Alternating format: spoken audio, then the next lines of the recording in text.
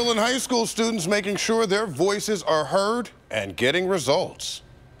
Say Whitney Young! Say Whitney Young! More than 50 students protested in front of Cleveland's Board of Education building Tuesday morning. Say Whitney Young! Say Whitney Young! Well, students at one of the city's highest performing schools protesting a merger and their move to another campus. Only on News 5, Homa Bash talked to the CMSD superintendent, and Homa, the school officials are actually listening to the students. They are, and they say they are proud of these students for taking a stand.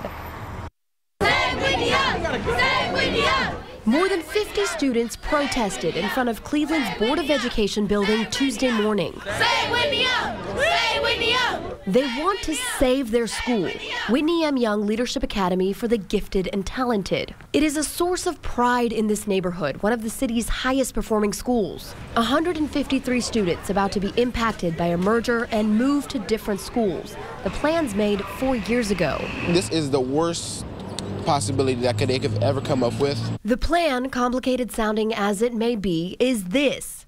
Middle schoolers would merge with students from Charles Elliott in a new K-8 building that's near completion. It will have gifted services but won't be a gifted-only school.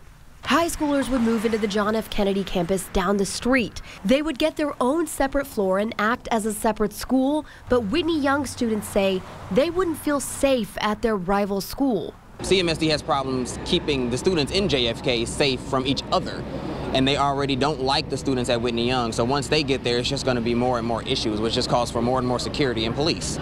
Protests started in April, students hoping the district would change its mind. Say Whitney Young! Say Whitney Young! Today, their voices made more powerful by the fact that they were actually heard. This is what democracy looks like done well. CMSD CEO Eric Gordon brought the students in for a conversation after their protest. Each side listening to what the other had to say. We agreed that we don't have a solution today, but I offered and the kids accepted to keep the conversation open. So I'm actually very proud that students are using a civil discourse movement in the exact right way to make sure that their voice is heard. And there is a community meeting planned at Whitney Young tomorrow night at 6 o'clock so that CMSD, the school board, and students and families can all put their heads together and come up with a better solution. Whitney Young, by the way, has a 100% graduation rate. Live in Cleveland, Homa Bash, News 5.